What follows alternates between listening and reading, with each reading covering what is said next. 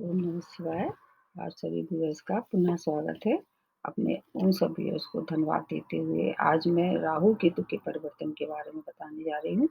राहु अपने मिथुन राशि बदल के और वृषभ राशि में आएंगे, जो कि इनकी उच्च राशि है, और केतु अपनी जो गुरु की राशि है धनु राशि, उसको बदल के ये मंगल की राशि में वृश्चिक राशि में प्रवेश करेंगे। तो कुछ विद्वानों का मत है कि ये वृषभ राशि भी इनकी उच्च राशि है, उसको इसमें भी ये अच्छे फल देते हैं। और ऐसे ही केतु के लिए भी माना जाता है कि केतु भी मंगल की जो वृश्चिक राशि है उसमें स्वतंत्र होते हैं। मतलब हालाँकि जैसे सब जानते हैं कि इनकी अपनी बॉडी नहीं होती, इनकी मतलब ये क्या है कि ये छाया ग्रह हैं। तो जिस राशि के साथ बैठते हैं, उस तरह के परिणाम देना शुरू कर देते हैं। तो अगर ये वृषभ राशि में आ रहे हैं, तो शुक्र की तरह बिहेव करेंगे, और अगर ये मंगल की राशि में केतु आ रहे हैं, तो मंगल की तरह बिहेव करेंगे। और ये बात देखी भी गई है, और इनके प्रभाव जो हैं वो बहुत मतलब जल्दी शुरू हो जाते हैं। जैसे कि अंश भी देखते हैं, अंश के हिसाब से भी देखना होता है आपके नेटर चार्ट में ये किस अंश में है। अगर मतलब किस अंश तक जब ये प्रवेश करेंगे, तो उससे कितनी दूरी होगी आपके नेटर चार्ट में राहु केतु की पोजीशन के लेके, और इसके साथ-साथ जिस राशि में ये प्रवेश कर रहे हैं, उसकी ग्रह स्थिति आपके नेटर चार्ट में क्या है। तो शुक्र की स्थिति भी देखना अति आवश्यक है, और मंगल की भी स्थिति देखनी चाहिए। और इसके साथ-साथ एक और विशेष बात है कि आपकी स्वयं की नेटर चार्ट में इनकी स्थिति क्या है। जैसे राहु के लिए कहा जाता है कि 10वाँ, 11वाँ और 6 भाव जो होता है, बहुत ही ज़्यादा फ़ेवरेबल होता है। अगर मान लीजिए ट्रांजिट में आ रहा है, या मान लीजिए परमानेंट आपके इंटर चार्ट में है। लग्न में भी ये अच्छा देखा जाता है कि अगर लग्न में भी है ये, तो भी इनके परिणाम उतने खराब नहीं होते, क्योंकि वो लग्न में कोई भी ग्रह होता है, वैसे शुभ ग्रह होता है तो थोड़ी शुभता कमी हो जाती है, लेकिन क्रूर ग्रह होता है तो उसकी क्रूरता में भी कमी हो जाती है। तो राहु अच्छे फल देने के लिए बाध्य हो जाता है, और केतु के लिए भी यही कहा जाता है। केतु का संबंध सीधा क्या है, अध्यात्म से है, जबकि राहु का जो संबंध है भौतिकवादिता से है। राहु क्या है, जो भी फल देते हैं वो अचानक देते हैं। तो आपके किस भाव में आ रहे हैं, ये देखना होता है प्रत्येक राशि वालों के लिए। और इस दौरान ये भी देखना है आपकी महादशा या अंतर्दशा किसकी चल रही है। मान लीजिए शुक्र की राशि में आ रहे हैं या मंगल की राशि में आ रहे हैं, आपकी नेटल चार्ट में या इन ग्रहों की अंतर्दशा चल रही है, और किस भाव में है ये। और फिर इसके अलावा एक और सबसे ज़्यादा महत्वपूर्ण बात है, इस दौरान ये 3 नक्षत्र से गुजरेंगे राहु। कौन-कौन से नक्षत्र हैं? एक तो मृगशिरा, एक दूसरी रोहिणी और तीसरी कृत्तिका नक्षत्र। तो मृगशिरा नक्षत्र तो मंगल का है, और जिसके चौथे चरण से ये मतलब दूसरे चरण में प्रवेश करेंगे। जैसे ये आएँगे तो इनका जो वो मतलब क्या है, उल्टे चलते हैं ना, तो ये मृगशिरा नक्षत्र में प्रवेश करते हुए, और फिर आखिरी में ये कृत्तिका नक्षत्र में अपने मतलब पूरा समय पूरा कर लेंगे। जबकि केतु के लिए है, ये केतु जिसमें प्रवेश करने वाले हैं, वो हैं अलग नक्षत्र हैं। वो है, एक तो है ज्येष्ठ नक्षत्र में प्रवेश करेंगे, उसके बाद फिर ये ज्येष्ठा से अनुराधा नक्षत्र में आएँगे, फिर अनुराधा से ये विशाखा नक्षत्र में आएँगे। तो ज्येष्ठा नक्षत्र तो बुध का नक्षत्र है, अनुराधा नक्षत्र शनि का नक्षत्र है, और पुनर्वसु वो विशाखा नक्षत्र जो है वो गुरु का नक्षत्र है। तो मैंने ये देखा है कि केतु उतने ज़्यादा मतलब परेशान नहीं करते हैं नेटल चार्ट में, जबकि राहु क्या है, मन पे सीधा प्रभाव डालते हैं। केतु की क्या है, नीचे का हिस्सा होता है उनका, और राहु का रहता है मस्तिष्क का, तो दिमाग को ज़्यादा परेशान करते, भ्रमित करते रहते हैं ये। अगर आपकी नेटल चार्ट में अच्छी पोज़ीशन है, तो बिल्कुल भी डरने की आवश्यकता नहीं है।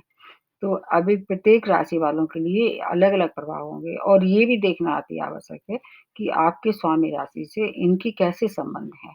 तो अलग-अलग राशि के हिसाब से देखना है। सबसे पहले बता देते हैं मेष राशि के, इसके स्वामी राशि मंगल हैं। तो और आपकी नेटल चार्ट में ये कहाँ प्रवेश करेंगे, सेकंड भाव में प्रवेश करेंगे। तो सबसे पहले देखते हैं सेकंड भाव से धन की स्थिति क्या है। मतलब सेकंड जिस भाव में प्रवेश करेंगे, तो उसकी स्थिति देखना अति आवश्यक होती है। तो धन कुटुम्बाणी का है ये, तो धन तो आपको निश्चित रूप से कहीं न कहीं से अचानक धन की प्राप्ति होगी, और ख़ासतौर से जो ऐसे लोग जो कि विदेशों से जुड़े हुए हैं या वहाँ से इनका कहीं न कहीं संपर्क चला आ रहा है, तो धन वहाँ से इनको प्राप्त होगा। तो धन का आगमन होगा, वो भी अचानक होगा। अब रही कुटुंब की बात, तो कुटुंब क्या है, आपके कुटुंब में कुछ न कुछ मांगलिक कार्य इस समय संपन्न कराएँगे क्योंकि शुक्र की राशि में आ रहे हैं और शुक्र क्या है वो शुभ चीज़ों के लिए देखा जाता है अगर आपके नेटल चार्ट में भी स्थिति अच्छी है। लेकिन थोड़ा-सा वाणी को ज़रूर ये कैसे कर देंगे, कर्कश कर देंगे। वाणी पे इसको आपको नियंत्रण रखना पड़ेगा। तो इस तरह से आर्थिक स्थिति आपके लिए काफ़ी अच्छी रहने वाली है और फिर नक्षत्र के हिसाब से भी देखना होगा। आपके स्वामी राशि मंगल हैं और ये शुरू में ही मृगशिरा नक्षत्र में प्रवेश कर रहे हैं जिसकी स्वामी राशि भी मंगल है। तो शुरू का तो काफ़ी अच्छा रहने वाला है आपके लिए ये समय और उसके बाद आ जाते हैं ये धन कुटुंब वाणी के में आने पे फिर और क्या प्रभाव देंगे। जैसे मान लीजिए अगर इनकी 3 दृष्टियाँ देखते हैं हम, 3 दृष्टियों में सबसे पहली दृष्टि इनकी जो पंचम दृष्टि है वो आपके कहाँ पड़ेगी 6वें भाव पे पड़ने वाली है और जो सप्तम दृष्टि है वो आपके अष्टम भाव पे पड़ेगी और जो एक नवम दृष्टि है वो आपके 10वें भाव पे पड़ेगी। तो उस तरह से अगर 6वें भाव से देखते हैं तो आपका 6वां भाव किसका रोग ऋण शत्रु का है। रोग ऋण शत्रु को ये क्या करेंगे परास्त करेंगे मतलब रोगों से आपको थोड़ा सावधान ज़रूर कर देंगे लेकिन कोई ऐसी हार्म नहीं पहुँचाएगी जो आयु को आपको हानि पहुँचाती हो। क्योंकि सेकंड भाव में आ रहे हैं तो ये थोड़ा-सा गले की प्रॉब्लम आपको दे सकते हैं। वो जैसे मैंने बताया वाणी पे कंट्रोल करना होगा और जहाँ तक है अगर ऋण इस समय आप चाहें अचानक धन तो मिलेगा, ऋण की भी की तरफ से भी आप छुटकारा पा सकते हैं।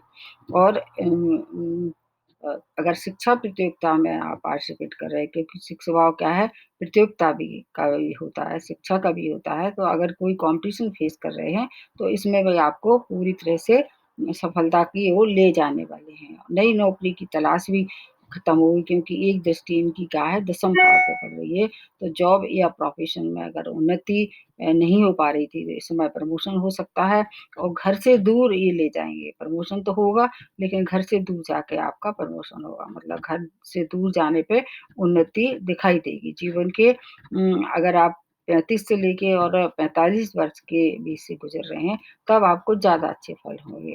ये ऐसा कहा जाता है कि मिडल ऑफ एज में ये अच्छे परिणाम देते हैं, अगर इस समय आपकी दशा महादशा भी राहु की चल रही है तो। तो इस तरह से जॉब और प्रोफ़ेशन में भी लाभ होगा, आर्थिक उन्नति भी होगी और शिक्षा प्रतियोगिता में आपको लाभ पहुँचाने वाले हैं।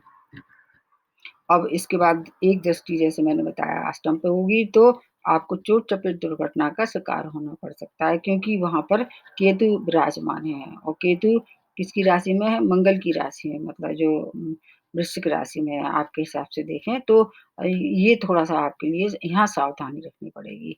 किसी भी ऐसी स्थिति में अगर आपको निर्णय लेने पड़ें कि मान लीजिए चोट-चपेट दुर्घटना की संभावना हो तो उसको अवॉइड करें। सावधानी से ड्राइविंग करें और रिसर्च से अगर कोई आप जुड़े हुए हैं, रिसर्च क्षेत्र में आप कोई कार्य कर रहे हैं, तो वहाँ सफलता दिलाने वाले हैं। केतु के लिए रिसर्च की स्थिति अच्छी हो और हाँ, ये अध्यात्म में भी आपको आध्यात्मिक बनाएँगे मतलब धार्मिक यात्राएँ भी कराएँगे ये और अध्यात्म में आपकी रुचि बढ़ेगी और कोई न कोई आध्यात्मिक गुरु से अगर आपने संपर्क किया, तो आपकी उन्नति भी हो सकती है। अगर आप इस ओर ध्यान देंगे तो इस समय आपको इस क्षेत्र में कुछ न कुछ ऐसा नई उपलब्धियाँ प्राप्त होगी, जो लोगों का भला करेंगी। तो विदेश से धन लाभ के साथ-साथ क्योंकि 8वाँ भाव विदेशों से भी जोड़ के देखते हैं, तो इधर एक एक दृष्टि इनकी दसम भाव पे पड़ेगी। जैसे मैंने बताया कि आपको जॉब या प्रोफ़ेशन में लाभ तो होगा, लेकिन आपको थोड़ा-सा दूर रहना पड़ेगा। और अगर आप व्यापारी हैं, तो व्यापारियों के लिए तो ये बहुत शुभ सूचना लेके आ रहे हैं। व्यापार में दिनों दिन तरक्की होगी, दिनों दिन लाभ होगा और अगर आप शुक्र के से संबंधित कोई कार्य कर रहे थे व्यापार में, शुक्र से संबंधित कोई व्यापारी मतलब व्यापार में आपका इन्वेस्टमेंट था, तो आपको ज़्यादा लाभ होगा। और इसके अलावा शत्रु भी परास्त होंगे। शत्रुओं से अगर आप परेशान थे, तो उन पे भी आपको निश्चित रूप से कुछ न कुछ अच्छी सूचना मिलेगी, या तो वो स्वयं ही पीछे हो जाएँगे या फिर आपको अगर कोर्ट कचहरी से में फँसी हुई थी क्योंकि 6वाँ भाव से और 8वाँ भाव से देखें, तो कोर्ट कचहरी का भी थोड़ा-सा देखा जाता है 6वें भाव से, तो उसमें भी शत्रु की पराजय निश्चित है। लेकिन इस ये सब बातें मैं इतनी बता रही हूँ मतलब डिटेल में, आपकी नेटल चार्ट में भी आपकी कौन-सी ग्रह महादशा चल रही है, ये भी देखना बहुत ही आवश्यक है। बिना उसके ये मतलब पूरी तरह से आप पे लागू नहीं होगी।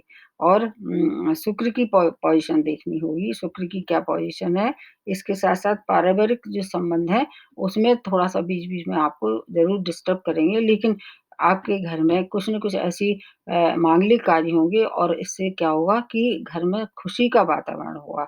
क्योंकि ये शुक्र की एक जो हो राशि आपके सप्तम भाव में है, अगर नेटल चार्ट में शुक्र अच्छा है, तो आपके जीवन साथी से भी आपके संबंध अच्छे होंगे और अगर आप विवाह के योग्य थे और विवाह नहीं हो पा रहा था, तो विवाह भी संपन्न कराने वाले हैं। तो इस तरह आपको ज़्यादातर चीज़ों में लाभ होगा। एक वाणी पे नियंत्रण करना पड़ेगा, चोट-चपेट, दुर्घटना का बचाव रखना पड़ेगा और गले से संबंधित अगर कोई परेशानी चली आ रही है, तो उसका इलाज ज़रूर कराएँ आप क्योंकि राहु जब भी देते हैं, रहस्यमय बीमारियाँ देते हैं और ये सेकंड भाव में आ रहे हैं, तो ये गले का भाव होता है। इसमें वाणी और गले की चीज़ों से आपको थोड़ा-सा ध्यान रखना पड़ेगा और खाने-पीने का भी, क्योंकि दूसरा भाव क्या है, टेस्ट का भी होता है।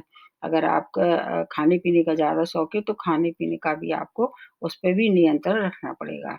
तो आप लोगों के लिए ये समय देखा जाए तो काफ़ी अच्छा मतलब आने होने वाला है, विशेष उपलब्धियों भरा है ये और अगर नेटल चार्ट में जैसे मैंने बताया मंगल की, शुक्र की, बुध की और सूर्य की स्थिति अच्छी है, क्योंकि ये कृत्तिका नक्षत्र में भी रहेंगे। अगर सूर्य की पोज़ीशन भी अच्छी है, तो आपको संतान से संबंधित कार्य काफ़ी अच्छे होंगे मतलब जो संतान से जुड़े हुए जो कार्य थे, वो भी आपको संपन्न कराने वाले हैं क्योंकि आपके पंचम भाव में क्या है, सूर्य रहेंगे और जब ये सूर्य के नक्षत्र में आएँगे, तो शिक्षा प्रतियोगिता और संतान से संबंधित कोई कार्य अगर आपने पहले से अटके हुए थे, तो वो संपन्न करा देंगे। नेटल चार्ट में सूर्य की स्थिति भी देखना अति आवश्यक है। तो इस तरह से प्रत्येक राशि वालों के लिए ये अलग-अलग कुछ न कुछ शुभ सूचनाएँ लेके आ रहे हैं और राहु का संबंध इस समय जो चला आ रहा है, वो जो कोरोना वायरस है, उससे भी है।